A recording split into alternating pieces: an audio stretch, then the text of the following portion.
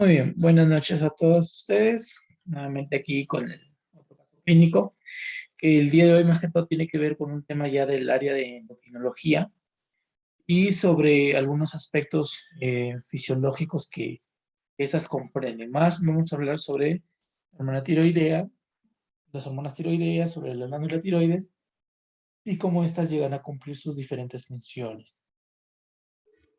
Entonces, vamos a empezar. Me parece que el caso ya lo han desarrollado también ustedes en clase, ¿verdad? Ya lo han ido avanzando, ¿verdad? Todavía.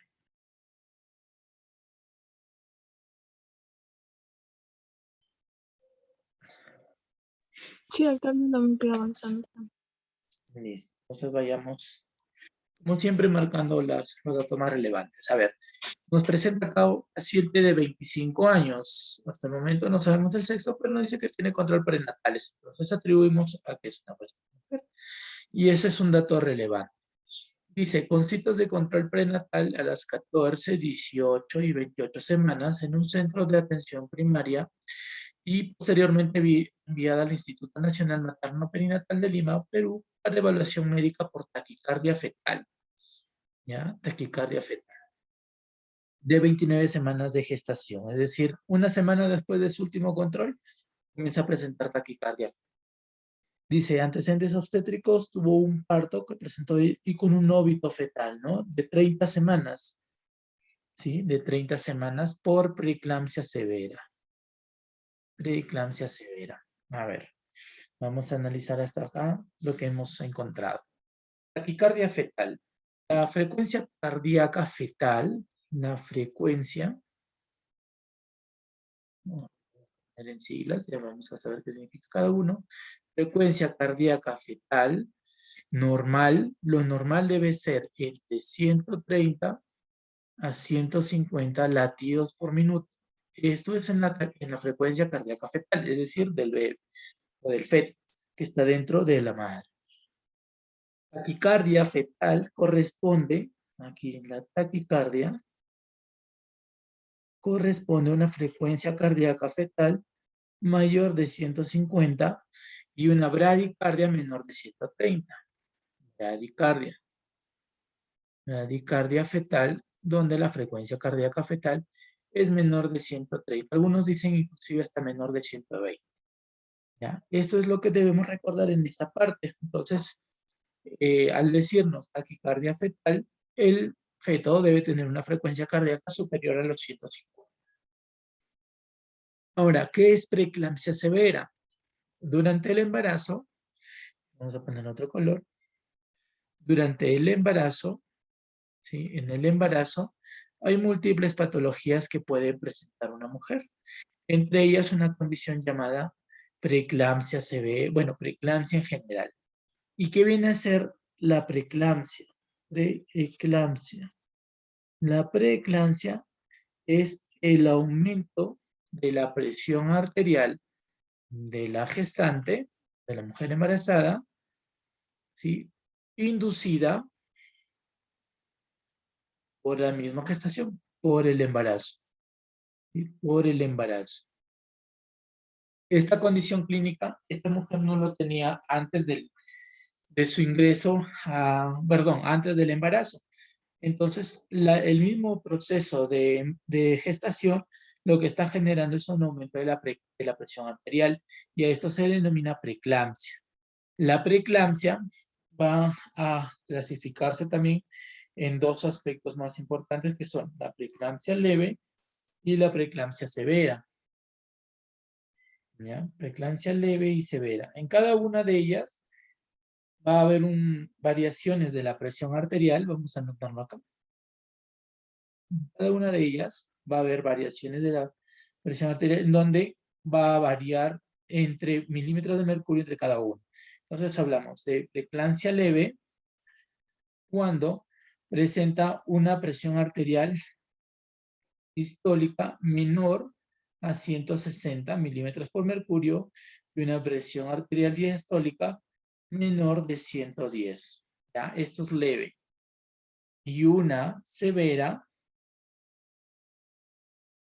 es cuando ya estos valores los supera, pues, ¿no? Mayor de 160 para la presión sistólica, y para la diastólica mayor a 110, ¿ya? Agregado a ello tenemos que tener en cuenta lo siguiente, las proteinurias. En el caso de una preeclampsia leve, las proteínas más o menos en 24 horas son menos de 5 gramos. Menos de 5 gramos en 24 horas. Mientras que en la preeclampsia severa hay una abundante proteinuria mayor de 5 gramos en 24 horas. ¿Ya? Eso es lo que se denomina como preeclampsia. La otra definición viene a ser dada por la eclampsia. Eclampsia, que es la superación de la presión arterial. En la eclampsia, lo que ocurre es un aumento de la presión arterial sistólica mayor de 160 o de la presión arterial diastólica mayor de 110 y dirán, pero es similar a la preeclampsia severa, sí, pero adicional a esta, la gestante comienza a presentar convulsiones. Estas son convulsiones inducidas por el aumento de la presión arterial durante el embarazo. ¿Sí? Esto es lo que lo diferencia de la preeclampsia y la eclampsia. Vamos a remarcarlo. Las convulsiones son las que lo diferencian. ¿Ya? Y el otro término es el denominado síndrome de Hell. ¿Sí? El síndrome de Hell. En el síndrome de Hell, la paciente igual comienza a tener la presión elevada, pero en esta ya comienza a haber algunos daños de los daños de algunos órganos.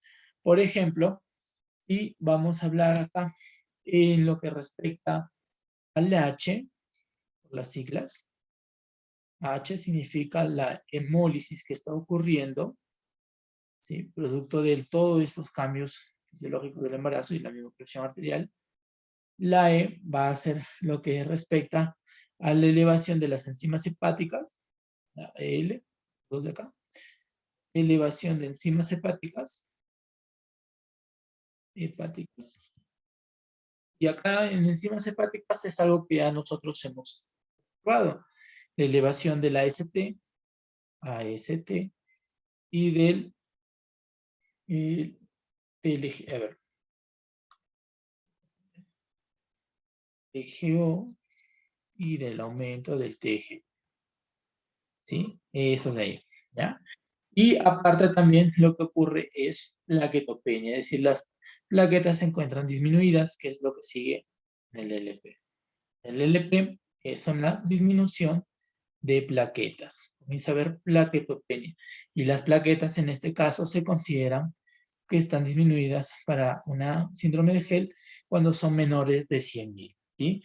Ya con estos dos criterios el paciente comienza a presentar un síndrome de Hell acompañado de las convulsiones más el aumento de la presión arterial que pueda estar presentando. También acá la paciente comienza a sentir, bueno, lo que más comienza a referir es dolor en hipocondrio derecho, ya que comienza a haber daño hepático. Y esto se evidencia por el aumento de las enzimas hepáticas.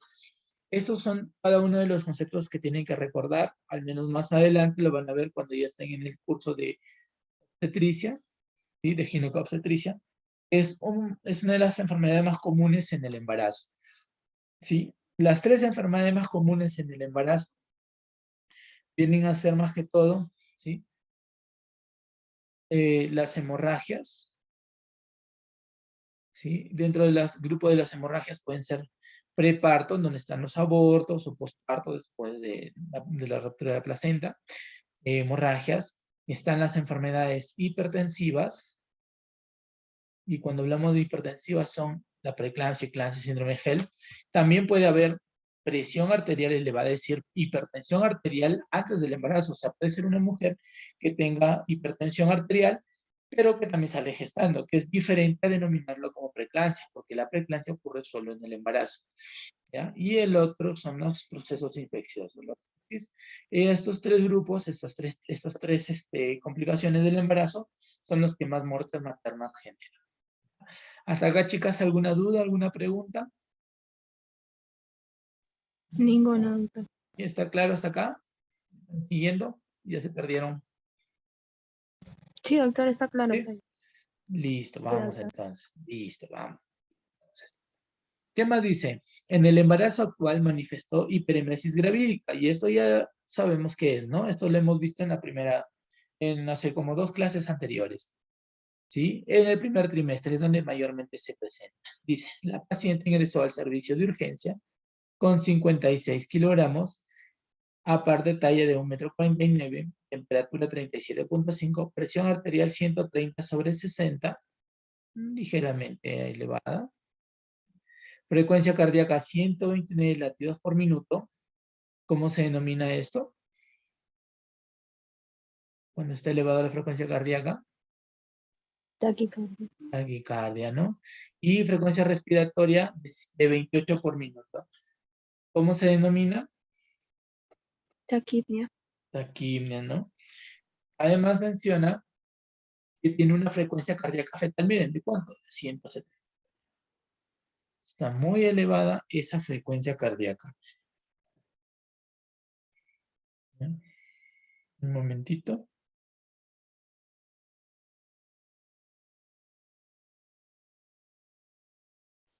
Ahora, hasta acá más o menos estamos coincidiendo con lo que se está manifestando acá arriba, que decía taquicardia fetal, ¿no? Que era mayor de 150, 178. Pero la paciente también presenta taquicardia y también presenta taquimia, con una ligera elevación de la presión arterial. No es demasiada, pero está dentro del cuadro. Además dice, se evidencia la piel caliente. Exoftalmos bilateral. ¿Se acuerdan qué es exoftalmo? ¿Qué era exoftalmo? ¿Se acuerdan?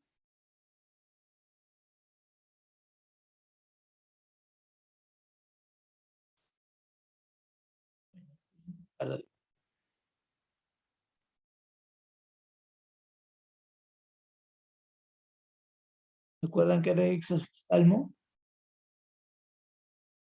Es cuando las vistas están sobresalidas. Claro, ese es porque los ojos están como sobresalidos, ¿verdad? Están como que hinchados y como que se nota bastante que se quieren salir, ¿verdad? Y eso es característico de una enfermedad, que ya lo vamos a ver. Además dice uñas de Plummer. ¿Recuerdan qué son las uñas de Plummer? ¿O alguien sabe qué son las uñas de Plummer? Es cuando presenta la placa ungueal, o sea, nuestra uña, un hundimiento, ¿no? Un Así es, hundimiento. como un surquito que se hace, ¿no? Si hacemos un dibujito de eso, más o menos tenemos la uña y que tiene una pequeña depresión así, ¿verdad? Más o menos este de acá se denomina uña de Plummer. Uña Plummer con doble M. Además dice bocio difuso. Uy, bocio difuso. Bocio difuso bilateral. Bocio, a ver, tenemos bocio, tenemos exoftalmo, ya más o menos nos está indicando por ahí algo, ¿no? De consistencia incrementada, dice. Ingurgitación yugular bilateral. Ingurgitación yugular bilateral. Además dice que se le encuentra estertores crepitantes bilaterales de predominio en ambas bases y edema en los miembros inferiores. Edema en miembros inferiores. Ya más o menos podemos ver qué puede ocurrir por ahí. Vamos a continuar allá. Bocio. ¿Qué era bocio? ¿Alguien se acuerda qué era el bocio?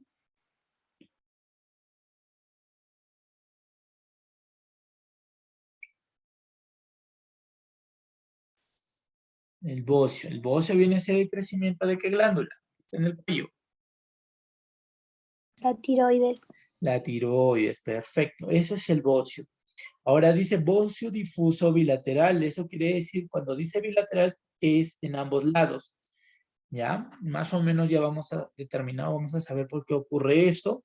Y además ingurgitación yugular bilateral. Eso significa que las venas que están al lado de ese bocio están comenzando a hincharse. ¿Por qué será? Porque comienza a haber más espacio en el cuello por la presencia del bocio, ¿ya? Y medio que obstruye la salida de drenaje venoso y comienza a generar esa ingurgitación yugular. Pero también dice estertores crepitantes bilaterales. Y estos estertores más o menos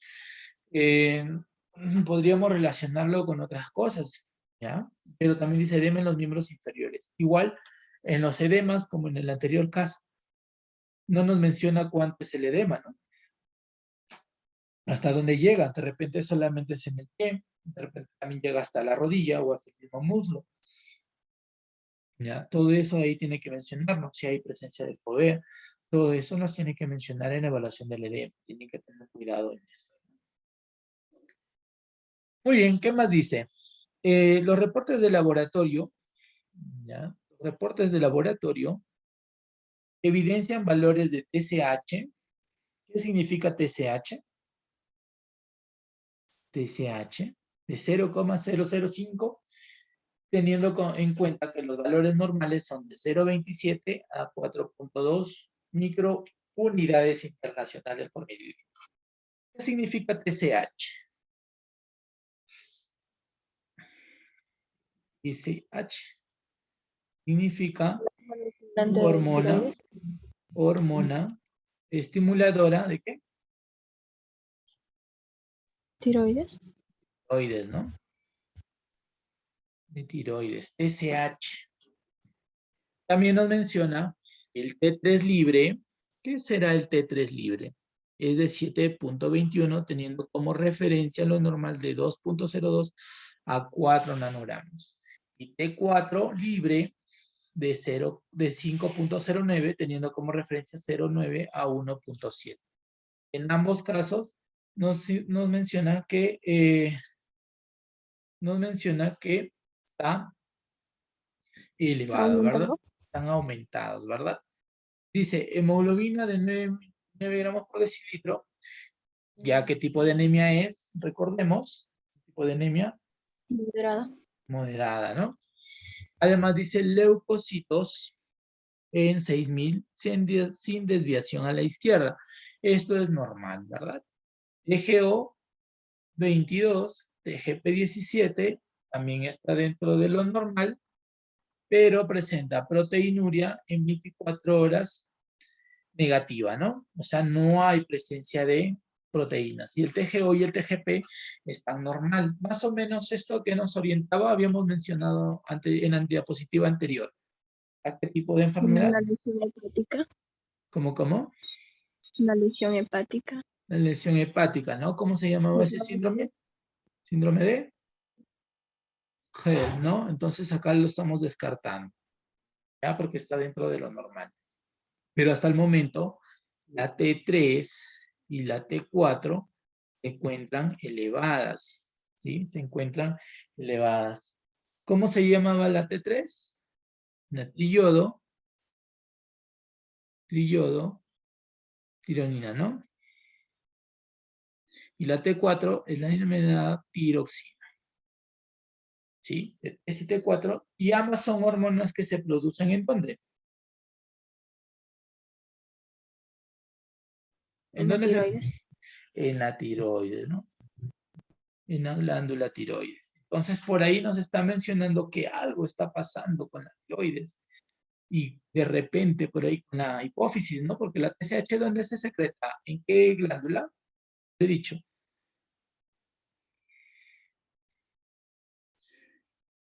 Teníamos nuestro hipotálamo, la hipófisis, ¿sí? Y por acá llegan otros. Ya está. Ese es el hipotálamo, la hipófisis, ¿no? ¿En qué parte de la hipófisis se secreta la TSH?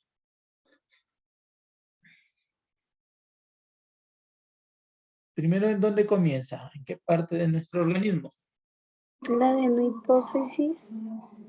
La en la hipófisis, ahí es donde se secreta, ¿verdad? TSH, ¿no? Pero previo a ello, el hipófisis lo estimula, ¿verdad? ¿Cómo se llama la hormona que secreta la hipófisis? Perdón, El hipotálamo que va a llegar a la hipófisis para secretar. Esa va a ser la hormona estimuladora de la tiroides. La hormona estimuladora, ¿sí? O La liberadora, ¿no? DH, ¿no? Hormona liberadora de tiroxina, ¿no? Que es la que va a estimular a que la adenohipófisis secrete el TSH, ¿no? Para que llegue acá a la glándula tiroides y esta secrete el T3, ¿correcto? Entonces, ¿qué nos está diciendo acá? Que hay algo acá en la glándula tiroides que lo está haciendo llevar demasiado esa producción. Porque el TSH está normal, ¿no? No, perdón, está disminuido, ¿no? Entonces, por acá también ocurre algo que lo está generando eso, que está generando su disminución. Entonces, ya vamos a saber por qué.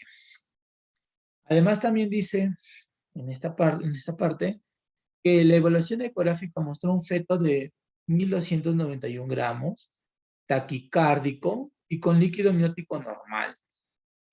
A la evaluación Doppler dentro de límites de referencia, ¿ya? Este fetito de acá está con buen peso para la edad gestacional que tiene y aparte solamente se menciona que está taquicárdico. Hay que ver eso porque se está produciendo esta taquicardia, porque no solamente lo tiene el fetito, sino también lo tiene la mamá. Ahora dice, se aplicaron los criterios de diagnóstico de Burch y Warshawski que determinan la presencia de tormenta tiroidea. Uy. Pero dice acá obtenerse un puntaje de 30. Ya vamos a saber esto. Esto lo voy a dejar para el último porque ahí he puesto un cuadrito, ¿ya? De qué más o menos puede ser la evaluación. Hasta acá, aparentemente, hay un problema de tiroides. No nos menciona otra cosa más. Las enzimas hepáticas están dentro de los rangos normales y la proteinuria en 24 horas fue negativa. También la frecuencia cardíaca fetal, si está elevada, dice taquicárdico, corroborando lo que ya encontramos en la anterior parte, y el peso que también está adecuado para la talla. Bueno, perdón, para la edad gestacional. Dice, se inició tratamiento con metimazol, 20 miligramos cada 4 veces al día por vía oral, propanolol, 40 miligramos 3 veces al día por vía oral, y betametasona para maduración pulmonar, ¿ya? Entonces aquí, recordar que el metimazol lo que permite es la disminución de las hormonas tiroideas, disminuye el T3 y el T4. Propanolol es un hipotensor y también disminuye la frecuencia cardíaca en la madre, obviamente. Y betametasona, que es un corticoide, ¿no? Es un corticoide. Y lo que hace este corticoide es estimular en el feto, obviamente, en el feto, lo que hace es estimular al neumocito. Uy, acá sí le voy a preguntar. ¿Cuántos neumocitos tenemos en el pulmón? ¿Quién me dice? ¿Y qué función cumple cada uno de ellos? Los neumocitos van a liberar lo que son el surfactante. Ya. Eso, y bueno, no sé, el porcentaje no recuerdo. ¿No recuerdan? ¿Cómo se clasificaban los neumocitos? Se clasificaban en Tipo Era, 1. ajá, tipo tipo 1 y tipo 1, 2. Y 1 tipo y 2. tipo 2, ¿no? ¿Cuál era el encargado de liberar la surfactante? ¿El tipo 1 o el tipo 2?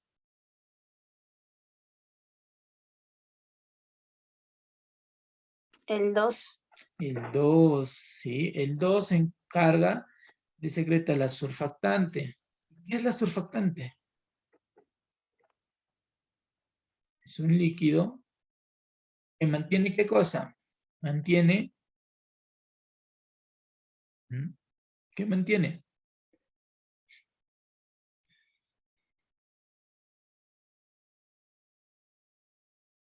Que mantiene la forma del alveolo. ¿Sí? La forma del alveolo. El alveolo, es decir, evita que el alveolo se colapse. ¿sí? Cuando vamos a utilizarlo en el proceso de inspiración y expiración.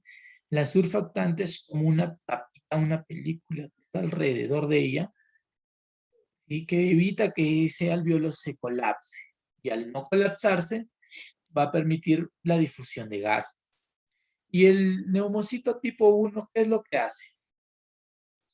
¿Cuál es la función del neumocito tipo 1? Hay que aprovechar acá el casito para recordar varias cositas. ¿Qué hace el neumocito tipo 1?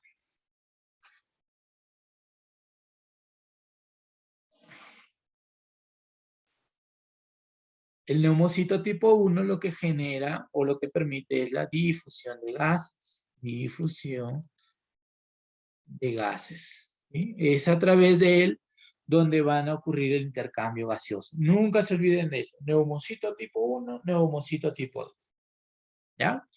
Ahora sí ya está más claro. ¿Ya se acuerdan más o menos? Muy bien. Entonces, si no me responden es porque estamos bien. Creo. Sí, alcalde. Listo. ¿Ya? Entonces, lo que hace la betametasona es justamente eso. Ayuda a madurar o estimular la producción de surfactante y madura la capacidad pulmonar. Eso es lo que estimula. Como le digo nuevamente, esto lo van a ver bastante en pediatría también y en obstetricia. ¿Qué más dice el caso clínico? Dice, en la ecografía tiroidea se encontró bocio difuso con Doppler, donde se encuentra incrementado en todo el parénquima. ¿Ya? No olvidar, todo órgano, y esto de acá deberían haber enseñado en histología, todo órgano tiene un parénquima y también tiene un estroma, ¿verdad? El parénquima viene a ser todas las células funcionales. Son las que van a generar la actividad de ese órgano. Y el estroma viene a ser dado por todas las células de soporte o de sostén. Entonces, si hablamos, se me ocurre, si hablamos del intestino, tenemos el parénquima que vienen a ser las células con vellosidades, ¿verdad? Que van a permitir la absorción, ¿ya? Los enterocitos. Un ejemplo de células funcionales del parénquima, ¿ya? O también en el riñón tenemos la nefrona, por ejemplo. Es un tipo de tejido que es el parénquima. Ahora, el estroma. ¿Qué será el estroma? El estroma son todas aquellas células que van a dar el sostén, el soporte. Si hablamos del enterocito, acá hablamos del tejido conectivo que está formando la parte siguiente de las capas, ¿no? Y este tejido conectivo va a aportar ¿con qué?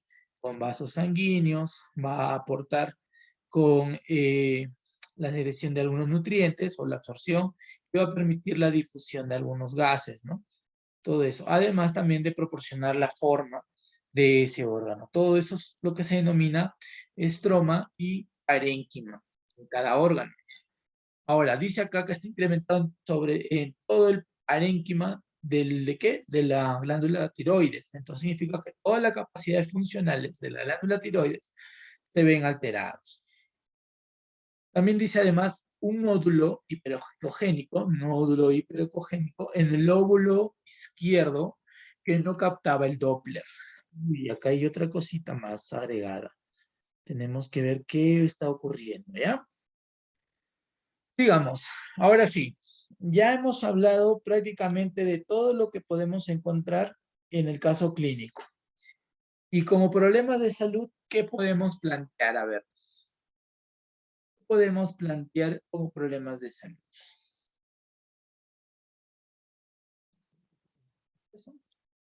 Doctor, la preeclampsia podría ser. Correcto, la preeclampsia. La preeclampsia. ¿Qué tipo de preeclampsia era? ¿Es una preeclampsia leve o severa? Severa decía, ¿verdad? Preeclampsia severa. ¿Qué más? ¿Qué otro problema más había?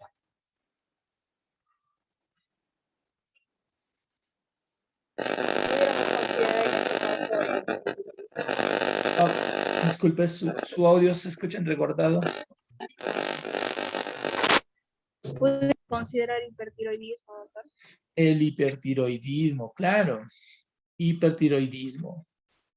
Hipertiroidismo. Ya, hipertiroidismo. ¿Qué más? Nos falta uno que también estaba ahí. Podría ser anemia moderada. La anemia moderada. Claro. Anemia moderada. ¿Hay algo más que por ahí se nos esté escapando? Mencionó que se le auscultaban crépitos, ¿verdad? A nivel pulmonar. Como problemas hay que ponerlo porque no hay otra que nos garantice, o bueno, alguna relación con otros exámenes. Mira, perdón, estertores, dice acá. Estertores crepitantes bilaterales de predominio en ambas bases pulmonares. Doctor, una pregunta. Ay, Sí. en la anterior, en la de regurgitación es cuando hay el retorno de sangre continuo, algo así me parece. Acá en la ingurgitación yugular, Ajá. ya. La ingurgitación yugular puede ocurrir por dos motivos. Uno, por regresión sanguínea o circulación retrógrada, que significa que la sangre, en vez de pasar a cada una de las cámaras que corresponde, se está regresando. ¿Sí? En este caso, de la aurícula derecha, se regresa ¿hacia dónde? Hacia las venas cavas, tanto superior como inferior, y la vena cava superior se formaba, mejor dicho, ¿con qué vena? La yugular, ¿no? La vena yugular interna, ¿no? Y la externa. Entonces eso de acá, al regresarse la sangre, comienza a aumentar las presiones y obviamente la presión ahí en esa vena se va a aumentar tanto que va a comenzar a hincharse. Esta es una de las causas. ¿Dónde puedo encontrar más frecuente esto? Lo puedo encontrar en la insuficiencia cardíaca congestiva. Ahí encuentro yo este problema. Pero también puede ser generado por alguna obstrucción de la vena cava, bueno, de las venas, puede ser la vena cava o en este caso la yugular, por una obstrucción que me esté generando que la sangre se esté acumulando ahí, ¿sí? Y que no esté pasando directamente hacia la vena cava inferior. Entonces, obviamente, esa vena, al encontrarse comprimida, se va a ingurgitar o se va como a hinchar, ¿no? Y a esto también se denomina ingurgitación yugular. Y dice que es bilateral, es en ambos lados. Normalmente, en la insuficiencia cardíaca, siempre viene a ser la vena derecha, pero también por ahí la izquierda. Pero dice acá que está en bilaterales, está en ambos lados. Ambas venas yugulares se encuentran ingurgitadas y puede ser porque algo lo esté comprimiendo, ¿sí? A las dos venas al mismo tiempo. ¿Sí? ¿Quedó claro? Sí, doctor. Listo. ¿Otra pregunta? Ya vamos a poner acá crépitos. Vivasal. Crépitos vivasal. Ahora sí, vamos a ver hipertiroidismo. ¿Por qué estamos poniendo hipertiroidismo? ¿Qué tenemos a favor de que sea un hipertiroidismo? Ya por ahí hemos mencionado algunas características, ¿no? La principal, ¿qué tenía? La T3 y T4 que están elevados. Ya, también, ya vamos a ponerlo por acá. T3 y T4 recontra elevadas. Ya, yo por ahí puse uno, ocio. ¿Qué más?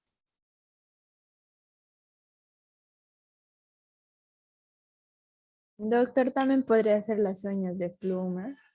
Las uñas de Plumer, claro que sí. ¿Qué más? El bocio. Ya, el bocio, ya está. Perfecto. ¿Qué más? El exoftalmo. El exoftalmo, ¿no? Exoftalmo, perfecto. Eso de ahí, a ver, bocio, exoftalmo, son pertenecientes a una triada que es para la triada de hipertiroidismo, que viene, faltaría uno ahí, que ustedes seguramente ya lo han leído o lo han escuchado, que viene a ser el mixedema, ¿no? Ahora, en el caso clínico dice que la paciente tiene edema, mas no nos dice mixedema. ¿Qué es el mixedema? El mixedema viene a ser una presencia de igual un edema de los miembros inferiores, pero duros, son de consistencia dura. Por eso es que les mencioné que durante el examen físico nos falta saber si ese edema es duro, es blando, si es hasta qué zona de los miembros inferiores llegan, porque en base a eso yo hago mi hipótesis, ¿no? Y planteo mis problemas. Pero bueno, descartando eso, hasta ahorita tenemos bocio, uñas en plumer, exoftalmo, aumento de T3 y de T4. ¿Qué más? ¿Qué más tenemos a favor?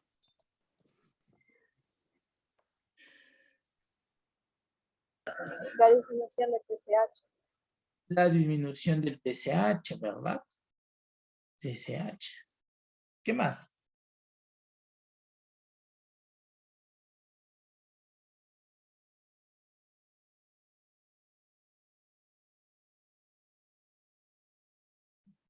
Faltan algunas cositas por ahí que ustedes ya han escuchado y sí seguramente lo han leído.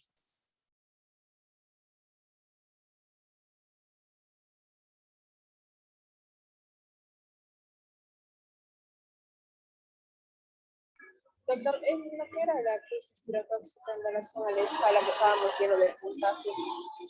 Ah, ya, ese es de tormenta tiroidea. Y ahorita lo vamos a definir bonito, ¿ya? Pero vamos a primero a ver acá esta parte de las características, bueno, de los criterios que tenemos para definir cada uno de los problemas, ¿no? Teníamos bocio, uña de plumero, oftalmo, la taquicardia, no se olviden, ¿qué más?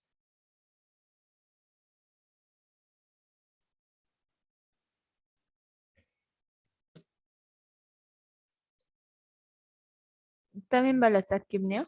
La taquimia, claro. ¿Qué más?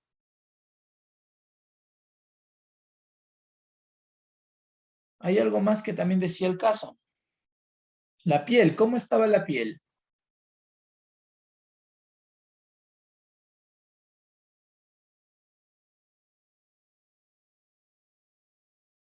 La piel estaba caliente. Caliente, claro, caliente. Por ahí también la hipertensión, ¿no? Que está presentando la paciente. Ahora, esa hipertensión también está dentro de los criterios de preeclampsia severa. Hipertensión. Hipertensión. Aquí, para preeclampsia severa, más, bueno, como problema de salud, como hipótesis diagnóstica, ya lo han considerado así como severa, pero más pareciera una leve porque no tiene proteinurias. Nos dice que proteínas en 24 horas está normal. No nos dice cuánto, pero nos dice que está normal. Pero vamos a considerarlo porque ya te lo planteé el caso. ¿Qué más? Tiene el bocio, las uñas. Por ahí tiene un nódulo, dice, ¿no? Nódulo tiroideo, si no me equivoco. ¿En qué lóbulo? Me parece que decía el derecho, si estoy en lo correcto. ¿Dónde dice? Lóbulo izquierdo. Nódulo hiperocogénico izquierdo, ¿no? En la ecografía se encontró eso. ¿Ya? Todo esto es característica de hipertiroidismo. Todo eso es característico de hipertiroidismo.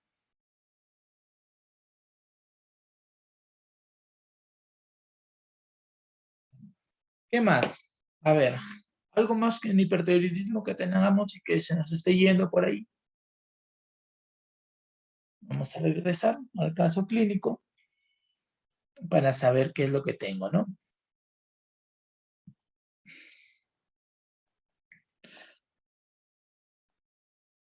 A ver. Hiperemesis gravídica. ¿Habrá vómitos en el hipertiroidismo? ¿Habrá presencias de vómitos?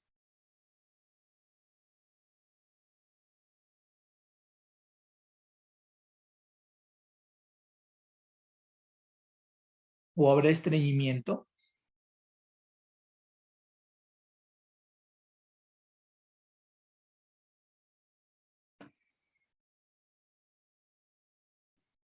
¿Mm?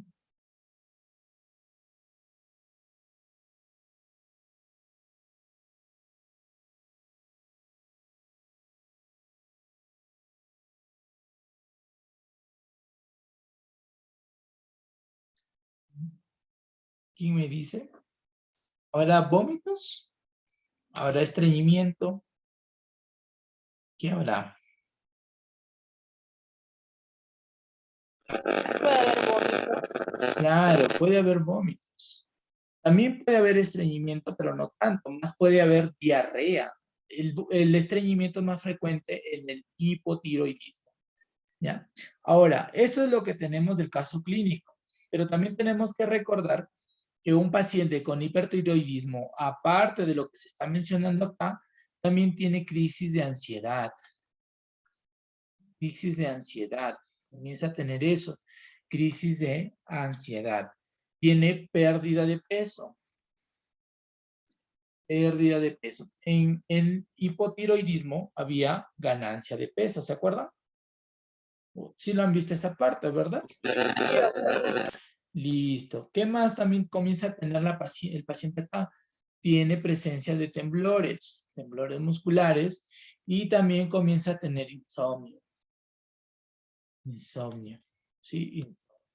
Todo esto comienza a presentar, además de lo que ya estamos mencionando aquí, ¿ya? Además de lo que estamos mencionando. Muy bien, hasta acá en hipertiroidismo ya estamos bien. Ya definimos que es un paciente con un síndrome de hipertiroidismo. Ahora nosotros, para antes de plantear las hipótesis, tenemos que recordar 3 conceptos importantes en un paciente con problemas de la tiroides cuando están elevadas las hormonas. Tenemos que saber qué es tirotoxicosis. Tenemos que definir qué es tirotoxicosis, qué es hipertiroidismo y también qué es tormenta de tiroides. Tormenta de tiroidea, ¿no? Tenemos que definir cada uno de estos. ¿Qué es tirotoxicosis, hipertiroidismo y tormenta tiroidea? La tirotoxicosis no es más que todo que la clínica presente en el paciente por acción de ¿quién? Por acción ¿de qué cosa? De las hormonas tiroideas. Hormonas tiroideas en el tejido, ¿sí? En el tejido. Esto de acá es lo que encontramos en tirotoxicosis. Así es definida. La clínica, es decir, las manifestaciones clínicas, los signos y síntomas que presenta un paciente por acción de las hormonas tiroideas. ¿Ya? Solamente por esa acción. Pero ¿qué viene a ser hipotiroidismo? Hipertiroidismo. El hipertiroidismo no es más que la tirotoxicosis, ¿sí? Tirotoxicosis lo engloba, ¿sí? ¿Producto de qué? Producto del aumento de las hormonas tiroideas, principalmente el T3, ¿correcto? Es decir, ya la tirotoxicosis solamente es las manifestaciones clínicas. Pero cuando yo ya encuentro que las hormonas tiroideas están elevadas con un valor ya específico, ya no es tirotoxicosis, viene a ser hipertiroidismo, ¿sí? No sé si me estoy dejando entender hasta acá. ¿Está claro o lo repito? Repite, doctor, por favor. Ya lo repito entonces. Mira, tirotoxicosis vienen a ser los signos y síntomas que presenta el paciente por acción de hormonas tiroideas en los tejidos. Solamente eso, ¿ya? Solamente eso. Y el hipertiroidismo viene a ser la clínica, es decir, los signos y síntomas, más la elevación de las hormonas tiroideas. En este caso, el aumento de la T3. ¿Ya? ¿Sí está claro hasta ahí? Sí, doctor. ¿Sí? Ahora, ¿qué viene a ser tormenta tiroidea? Tormenta tiroidea viene a ser la tirotoxicosis,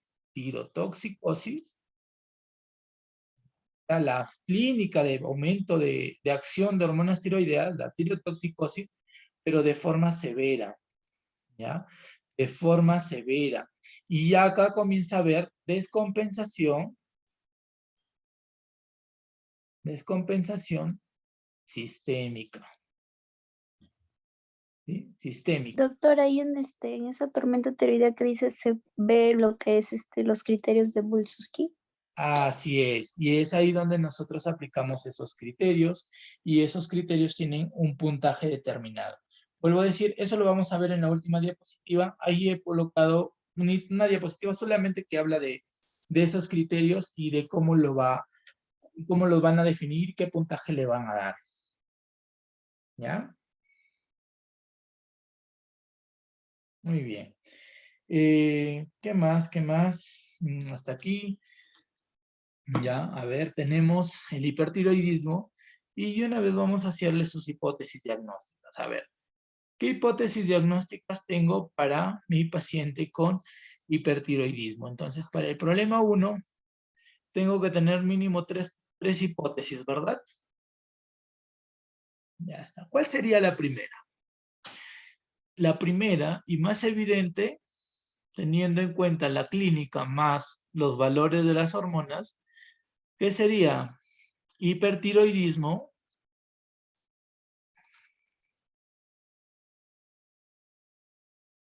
Perdón, ya lo sería redundante.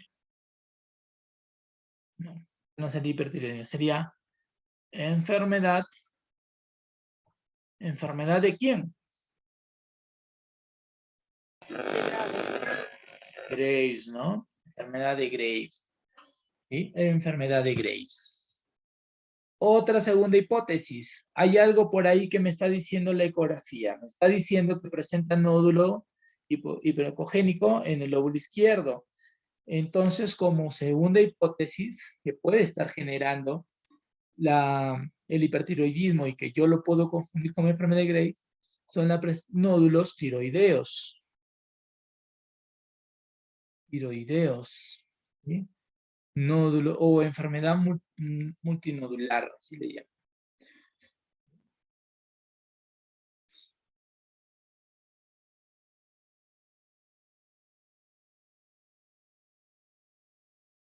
Enfermedad nodular de la tiroides, nodular. Y eso también me puede generar hipertiroidismo. ¿Qué más? La última hipótesis puede ser un cáncer de tiroides, ¿no? Cáncer de tiroides. Y eso es lo que me está generando también el bocio y también me está generando todo el problema del hipertiroidismo. ¿Sí? Esto es cada una de las cosas que me van de las hipótesis que se pueden plantear en base al hipertiroidismo. Obviamente, el más frecuente, o por decirlo así, el que mayor, el más frecuente y el que mayor Doctor, ahí también probabilidad sea, podría es el ser Graves. Dime. también podría considerarse lo que es el bocio, ¿no? ¿El bocio? Porque me parece, ajá, en gestante me parece que había leído de que también bocio en También, el gestante, bocio algo también así. puede haber en gestante, ¿no? Ajá, Pero, ¿por qué se está generando eso? Entonces podríamos ponerlo acá, hipertiroidismo secundario al embarazo, porque el embarazo también puede conllevar a esta disfunción ajá. hormonal. Entonces podríamos poner como cuarta hipótesis, hipertiroidismo por embarazo. ¿Sí? Por embarazo. También podría ser una de las hipótesis. Puede ser que termine el embarazo y la paciente se cure. ¿Ah? Podría ser. ¿Ya? Tenemos que tener en cuenta eso de ahí. Muy bien, ya tenemos hasta ahí 4 hipótesis. ¿Cómo es que yo puedo hacer la diferencia entre cada uno? O sea, ¿cómo yo corroboro de que realmente es un hipertiroidismo por enfermedad de Graves y no es por lo demás? Por enfermedad de Graves tengo que tener las hormonas tiroideas, pero también tengo que tener otra cosa más, ¿sí? Tengo que tener mi estudio de autoanticuerpo. Y esos autoanticuerpos se denominan TSI. Uy, se fue la imagen. Acá tengo al TSI, ¿ya? ¿Qué significa TSI? Significa inmunoglobulina tiroestimulante, ¿ya? Tiroestimulante. Voy a ponerlo acá. TSI, inmunoglobulina tiroestimulante. ¿Y por qué es importante eso? Porque esta inmunoglobulina va a adherirse a los receptores de las hormonas tiroideas para que comience, perdón, mejor dicho, a los receptores de la hormona TSH para que comience a producir en demasía las hormonas tiroideas. ¿Ya? Ya lo vamos a ver en la fisiopatología. En base a esto yo encuentro autoanticuerpos para esos receptores, entonces digo, mi paciente realmente tiene una enfermedad de Graves. ¿Sí? Mi paciente tiene enfermedad de Graves. Entonces, ¿qué más sigo acá? Con la enfermedad de Graves tengo que tener en cuenta otras enfermedades autoinmunes que me estén generando, bueno, que estén presentes en la familia o que la paciente también lo tenga. Hay que buscar por ahí algo. De repente por ahí menciona que su mamá sufre de artritis reumatoide, una enfermedad autoinmune. Puede decirles que también sufre de lupus. Por ahí tiene una hermana que sufre de lupus. También puede ser como por ahí orientarme a esto. ¿Cómo yo detecto la enfermedad nodular de tiroides? Con una ecografía de tiroides y al encontrarlo también tengo que hacer una biopsia. Una biopsia. El cáncer de tiroides también lo descarto con la biopsia. Tengo que pedir una biopsia. De repente es un nódulo, está bien, se puede extirpar y se curó la paciente. De repente es un cáncer, tengo que extirpar la tiroides o tengo que ver si es un cáncer agresivo o no, ¿no? La biopsia. El hipertiroidismo por embarazo, más que todo se descarta con la historia clínica. Historia clínica porque me va a mostrar lo mismo que la enfermedad de Graves. La diferencia es que solamente ocurre en el embarazo. De repente yo indago y me dice la señora o la paciente que tiene las uñas de Plummer mucho antes de embarazarse. Entonces por ahí o me dice, sí, mi cuello comenzó a hincharse antes de que me embarace, doctora. Tenía un año antes de que me embarace, ya comencé a notar que se me hinchaba acá el cuello. Que ya me dijeron que era bocio, pero no lo creía, ya se estaba hinchando, pero no era mucho. Entonces tú dices, chuma, la paciente tiene la enfermedad de Graves mucho antes, ¿no? O el hipertiroidismo mucho antes del embarazo.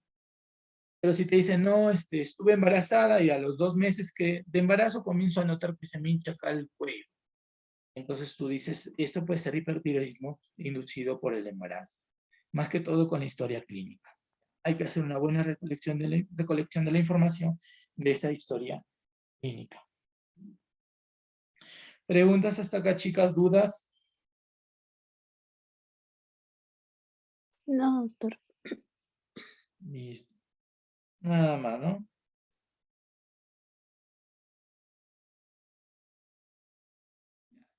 Ahora, para preeclampsia, como hipótesis diagnóstica, más que todo, podríamos tomar en cuenta, ¿no? Preeclampsia, podríamos tomar en cuenta como la enfermedad inducida por el embarazo, perdón, preeclampsia severa, secundario a hipertiroidismo, porque el hipertiroidismo también me puede generar eso. O lo otro que puede ser una enfermedad hipertensiva inducida por el embarazo, ¿no? Voy a poner acá, enfermedad hipertensiva inducida por el embarazo, o simplemente hipertensión arterial en la paciente, porque dice que en su anterior embarazo también tuvo la pérdida por el aumento de la presión, por preeclampsia. Entonces puede ser que la paciente sea netamente hipertensa, ¿no? Una hipertensión arterial de tipo primario por ahí, y eso es lo que conlleva, bueno, se esté desencadenando con más facilidad durante el embarazo. Anemia moderada. ¿También podría considerarse un síndrome de Gel, no, doctor? Puede ser, También, ¿no? aunque Si es los que, laboratorios aunque no hay TG o TGP, pues no, pero si es que claro, hubiera, se consideraría, ¿no? claro, o más que preeclampsia severa podríamos considerar una eclampsia, ¿no? Más que como gel, Claro. una eclampsia, ¿no? De repente mi paciente, si sigo buscando por ahí, me dice, sí estoy comenzando a sentir mareos y veo aura. Uy, esta paciente puede que convulsione en cualquier momento. Entonces ya no es preeclampsia, sino una eclampsia, ¿verdad? Para anemia moderada, bueno, ¿qué criterio tenemos? La hemoglobina está disminuida. Ya tenemos un valor, ¿no? Por decilitro. ¿Y qué diagnóstico podríamos tener acá? Por mala absorción o malnutrición. Más Puede ser por folatos de B12. inducida por el embarazo. Claro, puede ser por los folatos.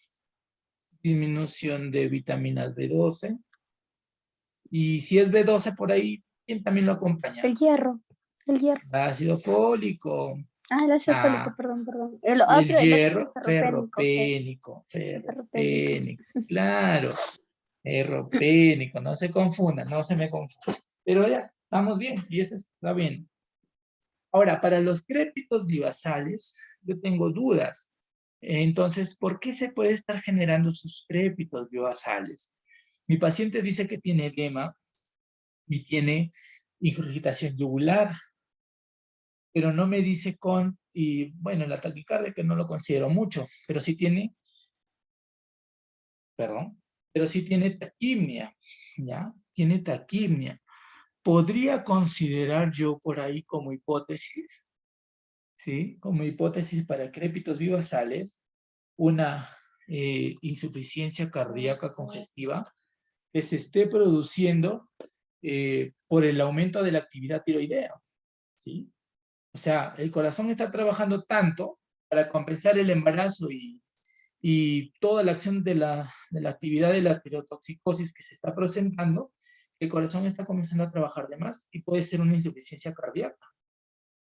Además, ¿qué tengo a favor de la insuficiencia cardíaca aparte de los crépitos? Los edemas. Tengo la taquicardia. Entonces, por ahí tengo que ver o tengo que tener en cuenta esto, ¿no? ¿Cómo yo descarto ICC? Fácil, con un ecocardiograma. El ecocardiograma es el estudio que me va a permitir a mí saber cuánto de eyección de sangre se está generando para poder producir, bueno, que si el corazón, para saber si el corazón está eyectando lo suficiente o no, ¿no? Y ahí genera el diagnóstico de insuficiencia cardíaca. De repente no es insuficiencia cardíaca, de repente es un edema agudo de pulmón. Porque el edema agudo de pulmón comienza a escuchar crépitos en ambas bases pulmonares. Y en el pulmoncito, si ustedes ven una radiografía, comienzo a notar que estoy perdiendo acá los ángulos intercostales y estoy comenzando a tener presencia de líquido en el pulmoncito, ¿sí? En el pulmoncito. ¿Y eso cómo lo descarto yo? Lo puedo descartar, el edema agudo de pulmón, con una radiografía de tórax, ¿sí? Con una radiografía de tórax suficiente. Y finalmente puedo decir, no, de repente es una neumonía, ¿no? Neumonía, puede ser, una neumonía. Una neumonía criada en la comunidad, pero del tipo atípico. Ah, no, perdón, típico, porque la paciente está comenzando a presentar fiebre, ¿sí? Y el caliente, entonces puede ser una neumonía típica, ¿no? Que pueda presentar la paciente. ¿Y eso cómo lo diagnostico? Pues, con un cultivo de secreción bronquial.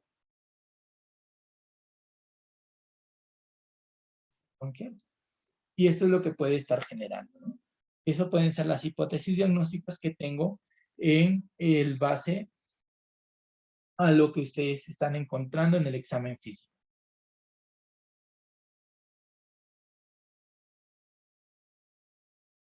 ¿Alguna pregunta hasta aquí? El último era neumonía típica. ¿Qué digo Sí, típico? típica, ¿sí? Típica o típica. Ya. Típica, ¿ya? Una típica, porque la atípica solamente produce tos y el malestar, pero no produce fiebre. Produce los crépitos, pero una típica sí te puede producir fiebre y la paciente dice que tiene la piel caliente. Puedo decir es una fiebre, ¿no? Mientras no cuantifique y luego ya lo veo, ¿no? Atípica es cuando no hay fiebre. No hay fiebre. Una típica, una neumonía típica, generalmente causado por algún virus. Por ejemplo, el COVID, que está de moda ahorita, Siempre lo genera ponen, bueno, una neumonía típica, ¿no? yo recuerdo que, bueno, cuando mi papá estuvo mal, con Ajá. esto en la pandemia le colocaron como diagnóstico una neumonía atípica. Atípica, porque no es Pero- normal que se genere todas esas condiciones. Pero mi papá sí tenía fiebre. Claro, no, eso ya es el proceso patológico. O sea, es el proceso ya de la misma enfermedad que luego produce fiebre como respuesta, ¿ya? Como respuesta. Porque comienza a haber aumento de las interleuquinas, las citoquinas, ¿no? Y por eso.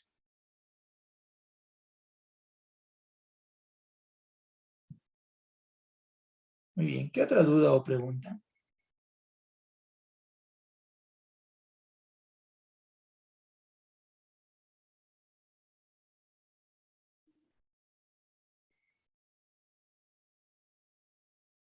¿Nada?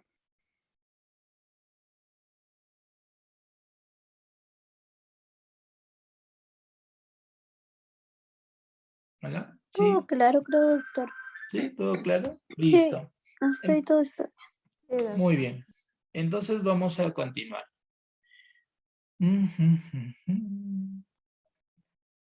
Ahora, anatómicamente hay que recordar que la glándula tiroides se encuentra en el cuello a nivel de los anillos traqueales, desde el tercero hasta el séptimo anillo traqueal. Y eso es de anatomía, ¿verdad? Ahí tienen que recordar su anatomía. La glándula tiroides, anatómicamente hablando, tiene tres caras. Tiene una cara anterior, tiene una cara lateral y tiene una cara posterior. ¿Sí? Posterior. Y en la cara posterior yo encuentro unas glandulitas. ¿Cómo se llaman esas glándulas? Que son 4. Y están detrás de la glándula. Si vemos una vista posterior, más o menos será así. Así, más o menos. ¿Sí? Okay. Es lo adelante, esto está atrás. Y por ahí hay unas glandulitas que están aquí. ¿Cómo se llaman esas? ¿Cómo se llamará esto?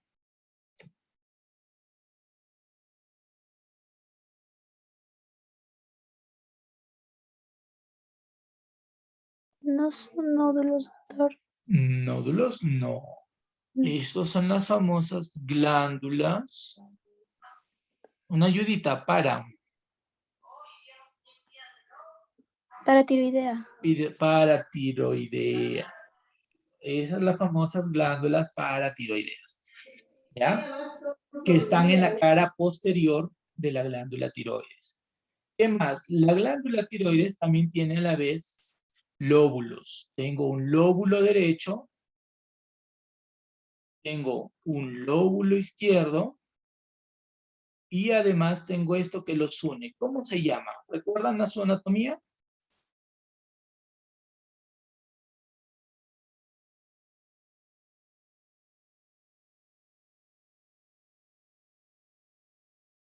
Se llama istmo, ¿ya? El istmo de la tiroides. Eso es lo que los une, ¿ya? Y a la vez también tengo bordes.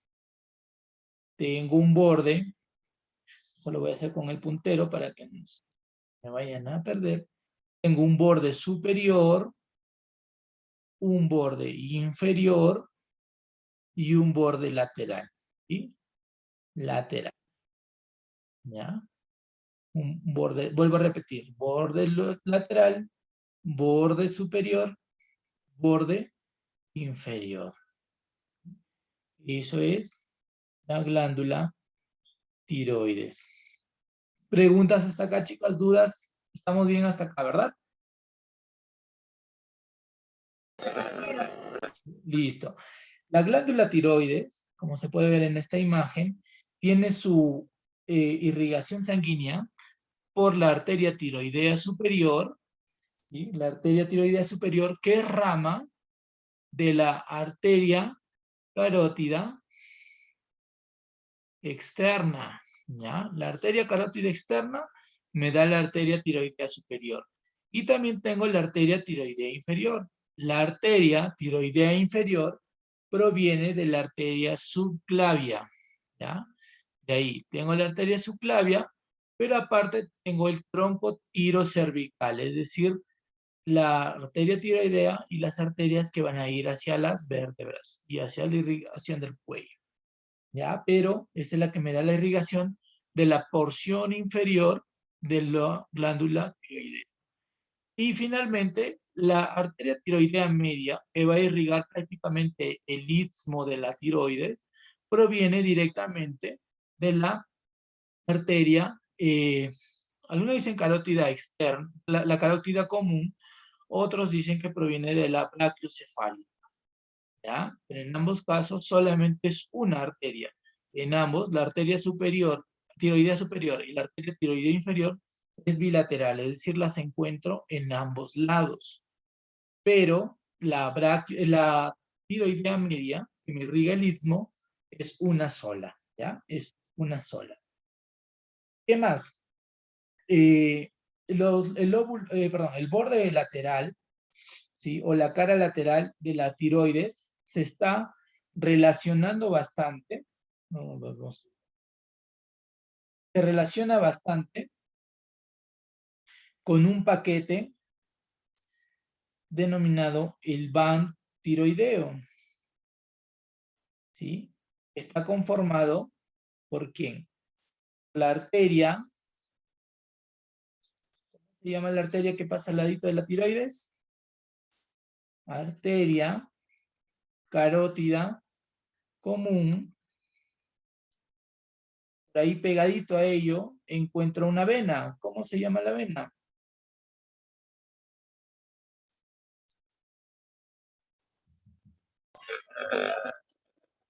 Vena yugular, muy bien. Interna. ¿Sí? Y por ahí un nervio que pasa. ¿Cómo se llama ese nervio? El más trabajador de todos, ¿no? El nervio vago. Nervio vago. ¿Y qué par es el nervio vago? Es el primer par, segundo par, noveno par, décimo par, onceavo par. ¿Qué par es el nervio vago? Es el décimo par. No se olviden. Décimo par. Esto puede ser pregunta de examen. Tengan bastante. Esto es en cuanto a la anatomía. Ahora, la fisiología de la acción de las hormonas tiroideas, más que todo, tienen, y más o menos tiene su inicio en donde, en el hipotálamo, ¿no? En el hipotálamo. El hipotálamo, en los núcleos paraventriculares, ¿sí? Paraventriculares, estimula la producción de ¿qué? De TRH, que va a llegar ¿hacia dónde? Hacia la glándula hipófisis, ¿no? Hacia específicamente ¿dónde? La adenohipófisis. Ahora, esto ustedes ya lo han visto en clase. ¿Cómo es que llega esta hormona TRH hacia la adenohipófisis? ¿Quién me dice? ¿Ya lo han visto?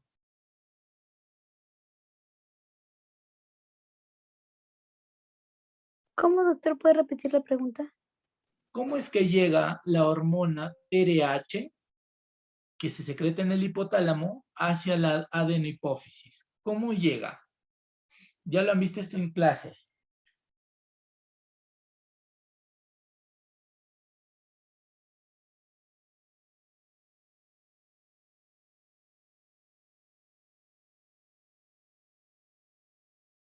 ¿Cómo es que llega? ¿Cómo es que llega del hipotálamo a la adenohipófisis? Ah, tu audio, señorita, no se le escucha bien. Señorita Erika.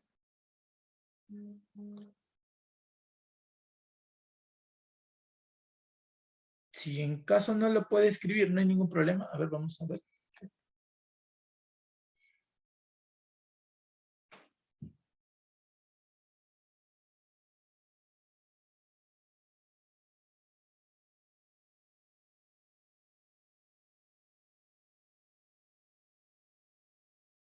No, la glándula pituitaria viene a ser la hipófisis.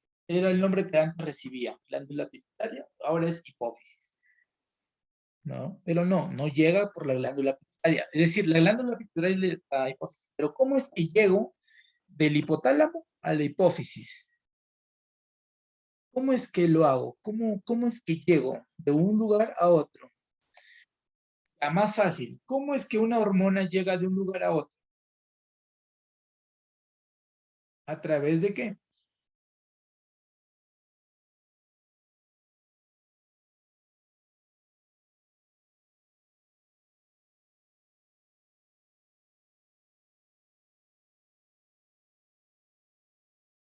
¿No? A ver, vamos a recordar. Ustedes acá recordarán que tienen una red de capilares que van a llegar a conectarse con otra red de capilares que se encuentra en la hipófisis. ¿Cómo se llama esto? Sistema. Llámese sistema.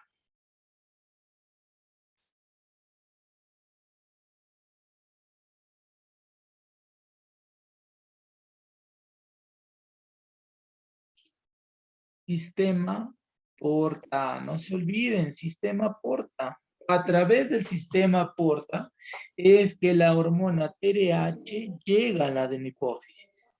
¿Sí? Ahora, ¿qué es un sistema porta? Sistema porta son una red de capilares unidas entre sí por unas venas, ¿sí? Tengo capilares arribita, venas y capilares abajo. Ese es un sistema porta. ¿Dónde más también encuentro sistema porta? En el hígado, la vena porta. Todo eso es un sistema porta. Ahora, en este caso, la TRH, que es secretada por el hipotálamo, va hacia la vena, al sistema porta, y va a llegar por esa red hacia la adenohipófisis. La adenohipófisis, no se olviden. Cerró. Cerró completamente. No se olviden. ¿Ya? Llega desde arriba hacia abajo, es decir, del hipotálamo hacia la hipófisis, por el sistema porta. ¿No? Por el sistema porta. Por el sistema porta. ¿Qué más? Ahora, en la adenohipófisis, esta hormona TRH que se está secretando va a estimular la producción de la TSH. Y la TSH, a través de vasos sanguíneos que están en la adenohipófisis, va a llegar ¿hacia dónde? Hacia la glándula tiroides. Esto se denomina feedback positivo, ¿verdad? La estimulación. Entonces, la tiroides, ¿qué va a comenzar a hacer? A secretar hormona tiroidea, T3 y T4, ¿ya? Y T4.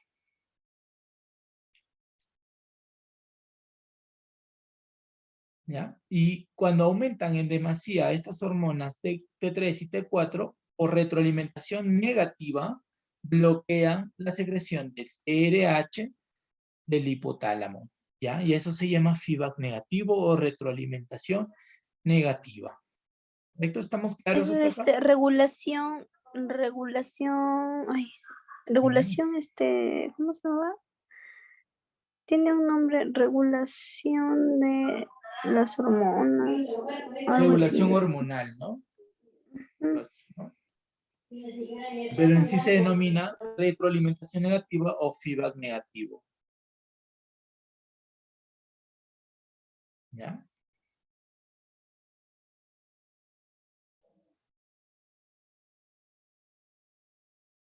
Muy bien.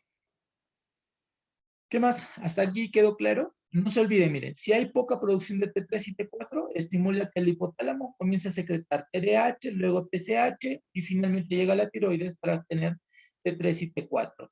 Si el T3 y T4 comienzan a elevarse, llega la concentración al hipotálamo y comienza a inhibir la producción de TRH. A eso se denomina retroalimentación negativa. ¿Sí? ¿Quedó claro hasta acá? La parte anatómica y fisiológica. Sí, doctor. ¿Sí? Listo. Entonces, sabiendo eso, yo sé más o menos, tengo que saber cómo es que esa hormona tiroidea me va a producir TSH, o perdón, me va a producir T3 y T4, es decir, las hormonas tiroideas. Y para esto tengo que recordar lo siguiente. Tengo las células de los folículos tiroideos, ¿verdad? Las células foliculares. ¿Sí? ¿Se acuerdan su histología? Creo que ya lo han visto, ¿verdad? Tengo mis células foliculares, están Y alrededor. para foliculares también están Las las células parafoliculares acá foliculares. están. Sí que sirven Ajá. de sostén, ¿no? De nutrientes.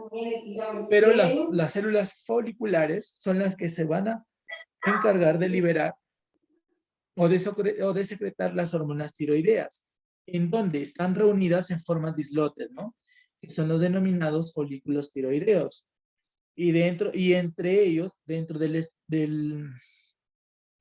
los folículos tiroideos, tengo esta sustancia. ¿Cómo se llama esta sustancia? Coloide. Es como una laguna y se denomina coloide. Correcto, coloide.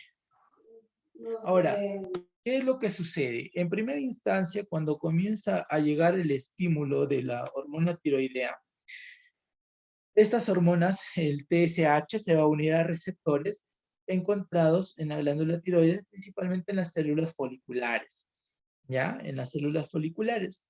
Y lo que comienzan a hacer es que en un inicio va a comenzar a captarse yodo. El yodo es el elemento principal en la producción de la hormona tiroidea, ¿ya? Este yodo es captado de la sangre que se obtiene de la alimentación hacia adentro, ingresa junto con el sodio por un transporte sin porte hacia adentro de las células foliculares para que luego salga hacia dónde, hacia el coloide. O sea, el yodo que es captado en el vaso sanguíneo pasa hacia el coloide, ¿sí? Hacia el coloide. Una vez estando en el coloide, lo que comienza a producirse, bueno, mejor dicho, dentro de los folículos es la síntesis de tiroglobulina o TG, que una vez dentro del coloide, por la acción de una enzima peroxidasa, esta tirosina se va a comenzar, bueno, la peroxidasa se va a unir a la tirosina de tiroglobulina para que comience a formar lo que respecta a bueno, la oxidación de la iodación de las hormonas tiroideas de T1 y T2 que están dentro del coloide, para que luego se transformen en T3 y T4. Y este aumento de T3 y de T4, que están dentro del coloide, comienzan a salir de la célula, del coloide hacia el vaso sanguíneo. Pero ¿qué más también comienza a salir? Pues comienzan a salir T1 y T2 que se están formando dentro del coloide también. Ahora, este ingreso de T1 y T2 que están ingresando también a las células foliculares, no es que también van a salir y van a generar el efecto fisiológico, sino que esas T1 y T2 se van a desiodizar y van a generar toda esa replicación de formar nuevamente la síntesis de tiroglobulina para volver a formar más T3 y T4. Pero la T3 y T4 que ya se formaron, comienzan a salir de la célula hacia el vaso sanguíneo porque son bien liposolubles. Tienen alta liposolubilidad. Entonces, una vez que sale el T3 y el T4, lo que se va a generar es que, ¿qué sucede? El T3 y el T4 comienzan a elevarse, ¿verdad? Comienzan a elevarse. Entonces, el T4 no va a cumplir su función, es el más abundante de los dos, pero esta no va a cumplir ninguna función, porque nosotros a nivel del núcleo de nuestras células tenemos receptores para T3. Ahora, este T4 se va a descomponer y se va a transformar en T3 para que el T3 llegue a todos los tejidos y órganos diana, ¿sí?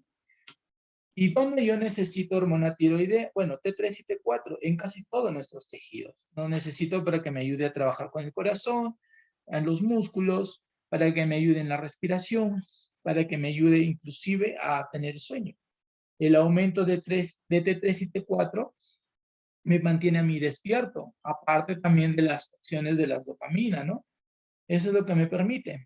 Pero Si tengo déficit del mismo, comienzo a tener cansancio, pero si tengo un aumento del T3 y del T4, no voy a poder dormir. Y eso es algo que tiene la paciente, ¿no? La paciente, bueno, un paciente que tenga hipertiroidismo normalmente sufre de insomnio, porque justamente tiene tan elevado T3 y T4 que la mantiene despierta. No sé si me dejé entender aquí.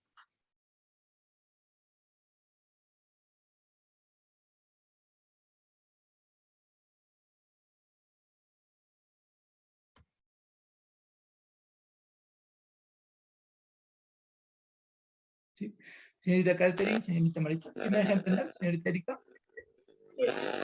¿Sí? Listo. Señorita Erika, me parece que tiene problemas con su audio. No se le escucha bien, entrecortado. A ver si lo Erika, puede. mejor escribe porque tu audio está mal. Sí, sí, se escucha entrecortado, pero después no hay problema. Con tal que lo hayan entendido, no hay ningún problema. Muy bien, entonces continuamos. Ahora que ya hablamos sobre T3 y T4, cómo es que las hormonas tiroideas llegan y qué es lo que se produce, entonces tenemos que hablar ya en sí del hipertiroidismo, ¿no? Hipertiroidismo. Hipertiroidismo. Ahora, ¿recuerdan qué era hipertiroidismo? Habíamos dicho definición: tirotoxicosis, hipertiroidismo y tormenta tiroidea. ¿Qué era hipertiroidismo? ¿Se acuerda? Es cuando está elevado lo que es la T4. Exacto. O sea, es la tirotoxicosis, es decir, las manifestaciones clínicas de enfermedad tiroidea o de acción tiroidea, más la elevación de la hormona en sí, ¿no? De la T3 y T4. Ambas. Entonces, dentro de las mismas, nosotros mencionamos que el hipertiroidismo, el hipertiroidismo puede clasificarse en tres grupos: primario, secundario o terciario. El más común es el primario, y el primario ocurre en la tiroides.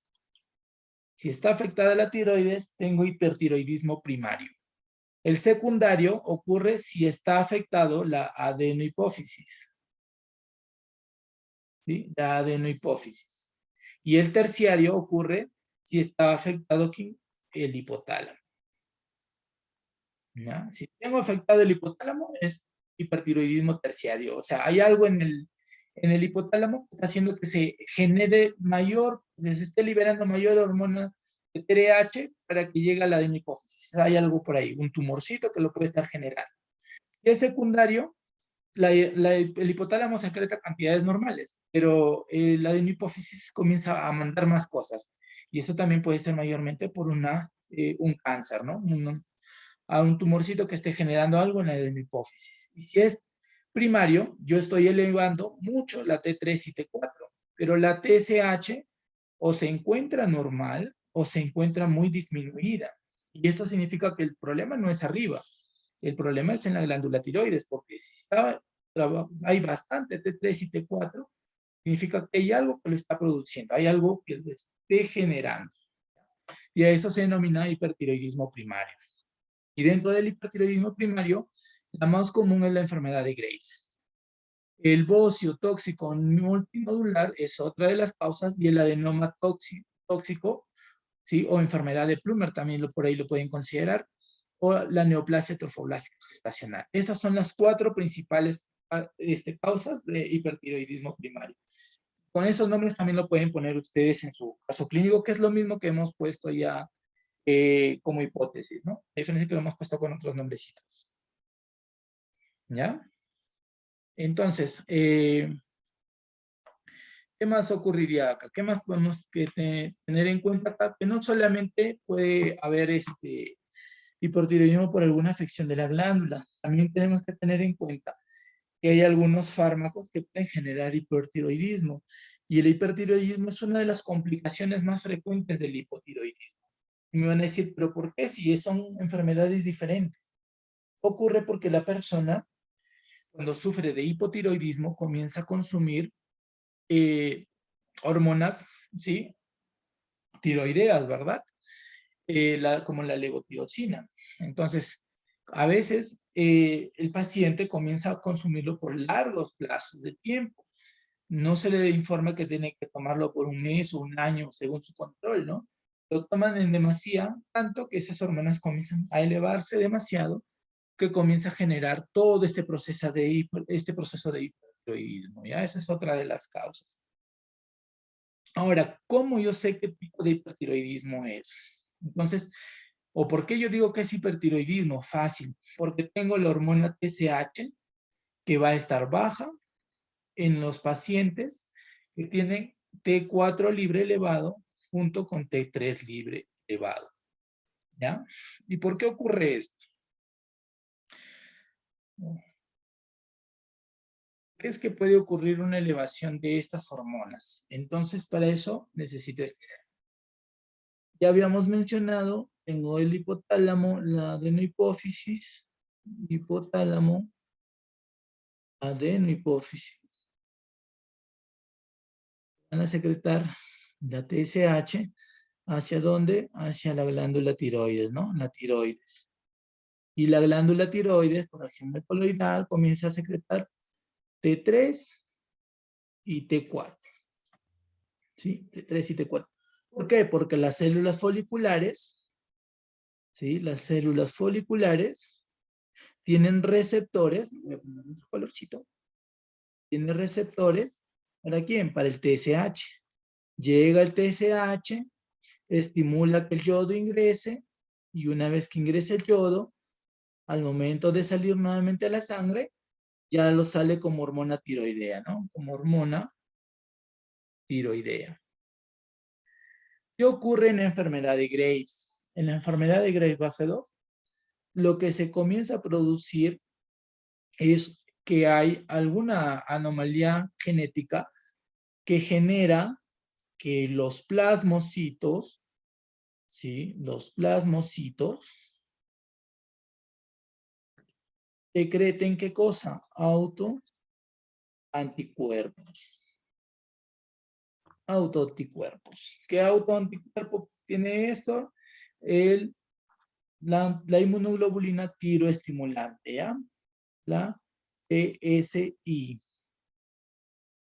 Acá le ponemos inmunoglobulina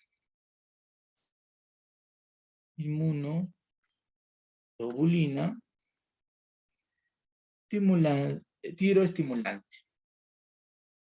Tiroestimulante. ¿Por qué? Porque comienza a haber una anomalía genética que genera todo esto, ¿ya? Por ahí se encontró algún mimetismo del HLA que genera una respuesta inmune, y al final va a conllevar a la liberación de estos anticuerpos, ¿ya? De estos anticuerpos. Entonces, ¿qué sucede con estos autoanticuerpos, que son los inmunoglobulinas tiroestimulantes? Van a llegar a pelear con esa célula folicular. Vamos a hacerle de otro colorcito para ser más dinámico. Entonces, tengo mi célula folicular. Célula folicular. Tengo acá mi receptor, y tengo mi receptor para TRH. Pero resulta que ese autoanticuerpo tiene el mimetismo, es decir, se acopla, ¿sí? Autoanticuerpo, se acopla a este receptor, evitando que el TSH se adhiera. O sea, el TSH que está por acá no puede ingresar. ¿Por qué? Porque el autoanticuerpo ya lo bloqueó. Pero cuando lo bloquea no es que no genere ninguna respuesta. Lo que hace este autoanticuerpo es generar la respuesta del TSH, o sea, mejor dicho, le dice, oye, yo soy TSH, trabaja conmigo, pues. Yo hago lo mismo que el TSH, hasta más inclusive. Y comienza a generar la captación de mayores cantidades de yodo. Entonces va a la sustancia coloidal, generan las hormonas que luego son liberadas, ¿no? El T3 altísimo, el T4 altísimo, ¿sí? Elevados. Pero me van a decir, pero ¿por qué el TSH está bajo si debería estar normal? ¿Ya? ¿Por qué ocurre eso? Porque Porque el TSH que se secreta ya no tiene su receptor. Entonces, como pierde su receptor, automáticamente el hipotálamo comienza a sufrir la disminución de la producción. Porque como dice, ¿para qué voy a producir si ya hay otra sustancia que lo está produciendo? Entonces ya no necesito secretar TSH. Por eso es que el hipotálamo no libera TRH y por eso la adenohipófisis tampoco secreta TSH, con lo que vamos a encontrarlos disminuidos. Por esto es que encontramos disminuidos. ¿Ya? Lo encontramos disminuidos y a la vez estos de acá, estos autoanticuerpos, van a seguir secretando T3 y T4 en el paciente. ¿Ya? En el paciente. Ahora, ¿qué más sucede? Estos autoanticuerpos tienen una característica más. No solamente es que se quedan ahí. Como se está produciendo grandes cantidades de T3 y T4, ¿qué necesito yo? Si ustedes tienen una fábrica que produce zapatos y al día producen 100 zapatos y yo les digo, necesito 500 zapatos al día, ¿ustedes qué harían con la fábrica? ¿Qué hacen con la fábrica? Señorita Catherine, ¿qué haría usted con esa fábrica?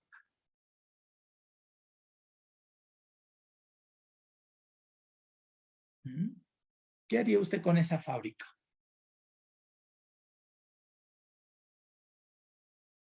O señorita Maritza, ¿qué haría usted con la fábrica?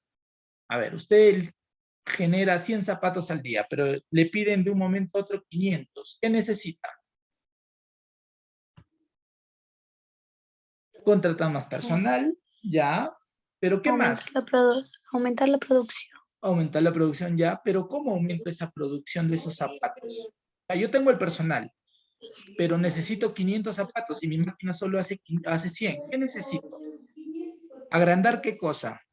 La fábrica, ¿no? Necesito más cosas, necesito que la fábrica crezca más para poder liberar más zapatos. Lo mismo está ocurriendo acá.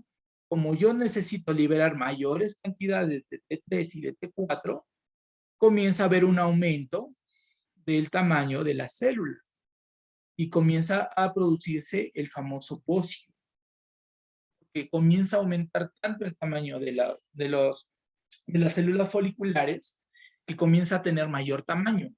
Y al tener mayor tamaño, eso se denomina bocio. ¿Ya? A eso lo denomino bocio. ¿Qué más?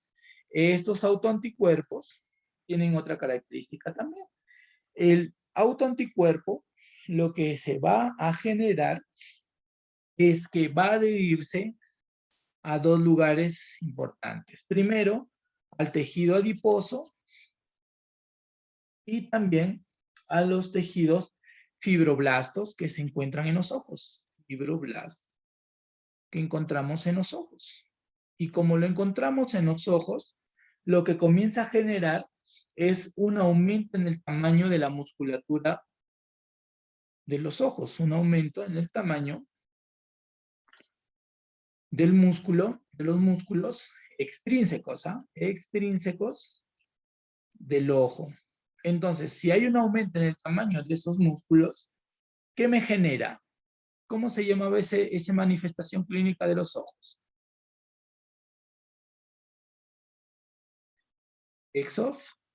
Exoftalmo, ¿sí? Por eso es que se genera el esoftalmo. Ahora, el tejido adiposo también, como se une, también tengo acá en los ojos también, y eso hace que más se note más, se protruya más el ojo. Por eso es que se nota un ojo saltón. Pero como necesito tejido, bueno, como se adhiere el tejido adiposo, lo comienza también a atrofiar, tanto que la persona comienza a tener pérdida de peso, ¿sí? Se adelgaza porque comienza a atrofiarse el tejido adiposo del estómago. Y eso es toda la fisiopatología de por qué hay esoftalmo, por qué hay bocio en el paciente. Y aparte también el famoso mixedema, ¿no? Mixedema, en el cual en el mixedema va a producirse un edema, pero de consistencia dura. Y también hay cambio en la coloración de la piel. De la coloración de la piel, ¿dónde está el edema? ¿Dónde está el edema? Por eso se denomina mixedema, ¿sí? Mixedema. No sé si me he dejado entender hasta aquí. ¿Estamos bien?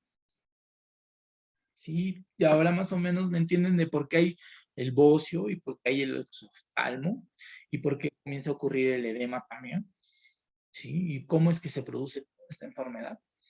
¿Sí? Lo mismo ocurre con el cáncer. A ver, ¿qué ocurre con el cáncer o los nódulos? No es que haya mayor actividad de TSH, lo que sucede es que al haber aumento del tamaño, al haber aumento de células neoplásicas tiroideas, van a aumentar, mejor dicho, la fábrica. ¿Sí? El aumentar la fábrica en varios puntos, o sea, no es como si fuera un consorcio ya, dicen, no, yo no quiero que aumente toda la fábrica, yo quiero que aumenten pequeñas fábricas, y son los nódulos, o el cáncer, ¿no? Dicen, no, yo en un lado nomás, en el otro lóbulo es normal, yo trabajo con el lóbulo derecho. Igual, hacen que aumente tanto este tamaño de células, que comienzan a liberar más cantidades de T3 y de T4, pero solamente de esos lados, de esas zonas. A diferencia de la enfermedad de Graves, que es toda la glándula tiroidea. Pero también ocurre lo mismo. Genera todo esto, liberación de T3, T4, y ese aumento genera también que haya el aumento de esta producción de edema, y ese edema también genera el exoftalmo. No tanto como en la enfermedad de Graves, pero hace esa producción. ¿Ya, chicas? Eso es de ahí, es principalmente lo que quiero que se lleven de esta parte de la enfermedad, porque es lo que ustedes más que todo van a tener que explicar, no solamente al profesor, sino al paciente más adelante. Cuando ustedes de repente se especialicen en endocrinología y vengan un paciente con hipertiroidismo, le dicen, señorita, ¿por qué me ha crecido acá la glándula tiroides? Y ustedes tienen que explicarles por qué. Palabras sencillas, pero más o menos haciendo que él entienda por qué. Y esto es lo que les había mencionado. Los criterios diagnósticos de Burzh-Wartowski, más que todo para determinar tormenta tiroidea. Y la tormenta tiroidea, para poder clasificarlo, mejor dicho, para tener los criterios, vamos a tener aquí principalmente la disfunción de la temperatura, es decir, la termorregulación. Y le da un puntaje dependiendo la temperatura, sea en Fahrenheit o sea en Celsius. ¿Ya? Sea en Celsius. Entonces, vamos conmigo haciendo un ejemplo para que más o menos me puedan entender. Yo soy un paciente que viene supuestamente porque tengo hipertiroidismo, pero tengo tan alterado mi actividad tiroidea que están sospechando ustedes tormenta de tiroideas. Entonces yo les digo, sí, me siento mal, eso, ya. Me comienzan a evaluar y mi temperatura está en 38,6. ¿Qué puntaje voy a tener? 38,6. ¿Cuánto puntaje voy a tener?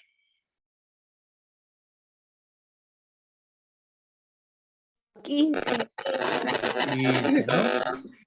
15, muy bien. Vamos a poner en termorregulación, el ejemplo, ¿ya? 15 puntos. El siguiente punto es los efectos sobre el sistema nervioso. Es decir, si ustedes me comienzan a notar agitado, de repente me comienzan a encontrar con algún problema de psicosis o con delirios, ¿no? O de repente convulsión o estoy en coma. Entonces yo les digo, sí, quiero pasar consulta rápidamente, entonces estoy agitado.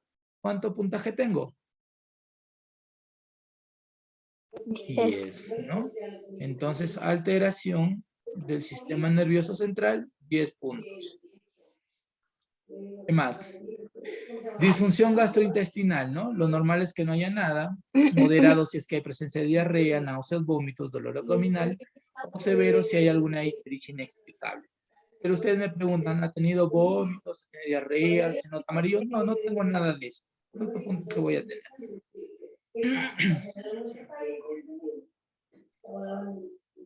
¿Cuánto de puntaje tendré ahí? Y no tengo ninguna manifestación gástrica. 0, ¿no? 0 puntos. Ahora, me evalúan mi pulso y tengo 110. ¿Cuánto sería?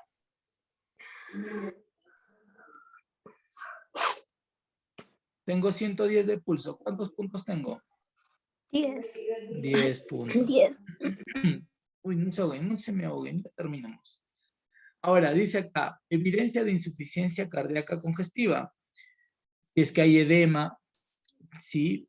En pies, vivasales, es decir, en miembros, o si ya hay edema agudo de pulmón, miren, ve. Esto es lo que les decía. ¿Ya? Ahora, ustedes me evalúan y ven que tengo un edema solamente hasta el tobillo. Un edema leve. ¿Cuánto puntaje tengo? 5. 5 puntos. Obviamente, para insuficiencia cardíaca congestiva son otros criterios. Los famosos criterios de Framing. Tener cuidado con eso. Ahora, fibrilación auricular si es que está presente, es decir, alguna arritmia cardíaca. Si tengo algún evento desencadenante. En este caso yo les digo que no, bueno, lo encuentran y no tengo nada. Entonces la fibrilación auricular tengo 0 puntos y no hay ningún evento desencadenante, obviamente 0. En total, ¿cuánto tengo de puntaje?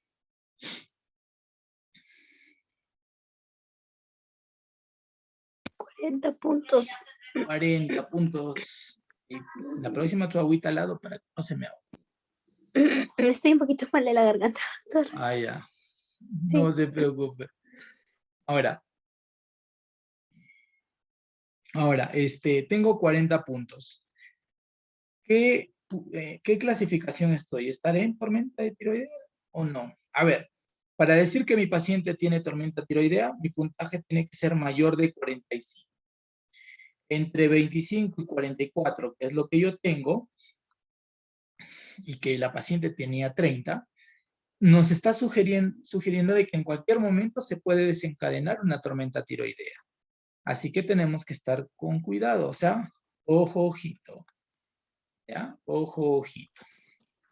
Pero, Este sí, cuadro nos ayuda, digamos, ¿en qué sentido? Por ejemplo, si la paciente ya tiene su diagnóstico como tormenta inminente, o sea, sería, digamos, tratarla ya como una paciente hipertiroidea, ya.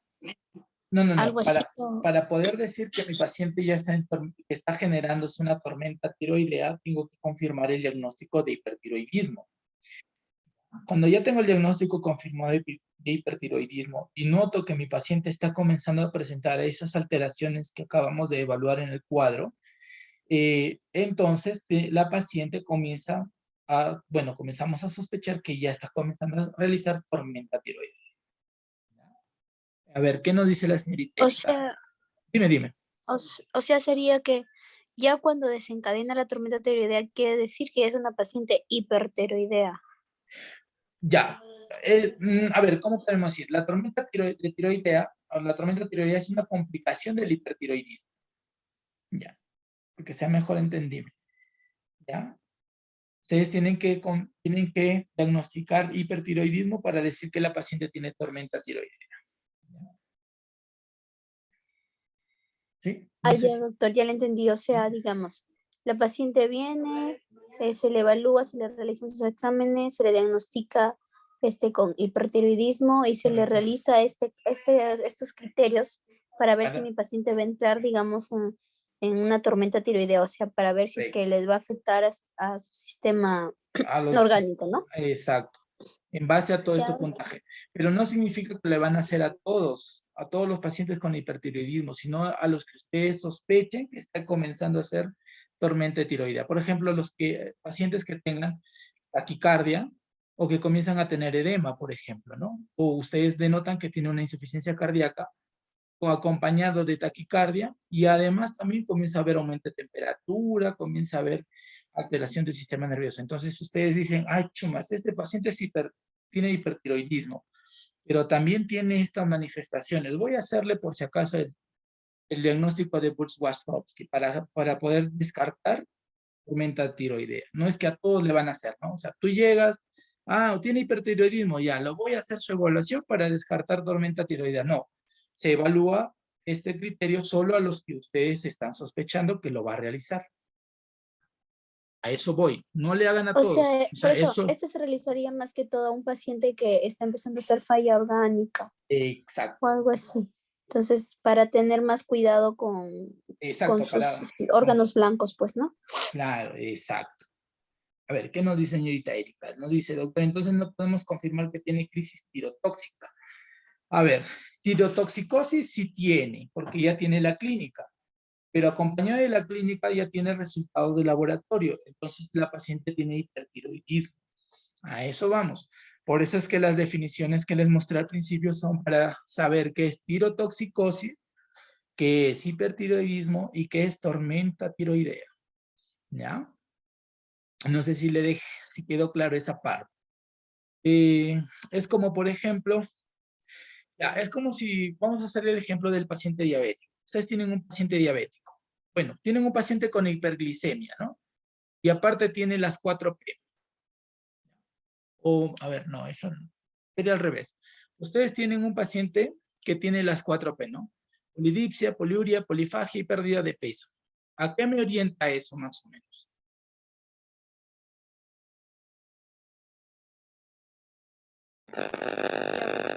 A la diabetes, correcto.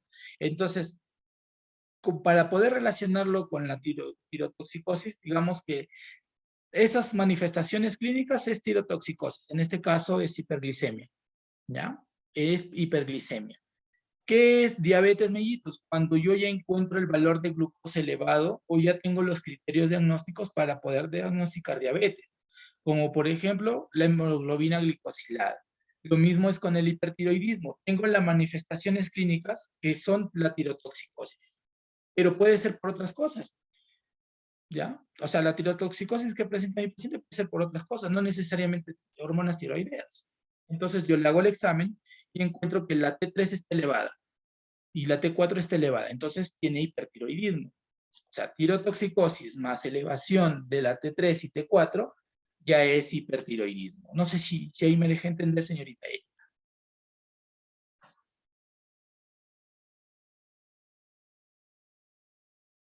La elevación de la T3 y T4 Ujú.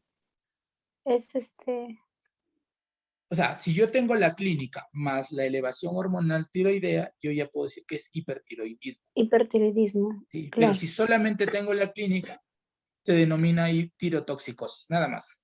O sea, si yo encuentro taquicardia, yo encuentro oftalmo, encuentro bocio, pero las hormonas están normales, entonces estoy diciendo que mi paciente tiene tirotoxicosis y tengo que buscar la causa de tirotoxicosis. Pero si ya tengo hipertiroidismo con la clínica y la elevación hormonal, entonces tengo que buscar las causas.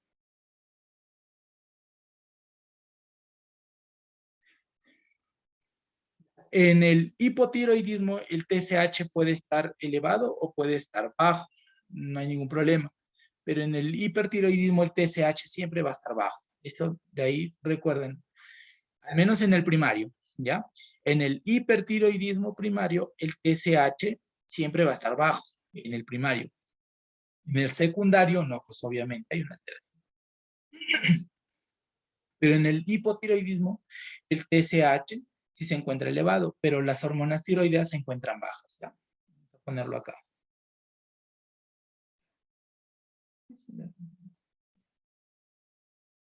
En el hipotiroidismo, el TSH puede estar bajo o puede estar alto, pero el T3 y T4 se encuentran bajos. Mientras que en el hipertiroidismo, TSH siempre, primario, primario, que es la del caso clínico, el TSH siempre está bajo. Mientras que el T3 y el T4 se encuentran elevados. ¿Ya? Elevados. Muy bien. ¿Otra pregunta? ¿Otra duda?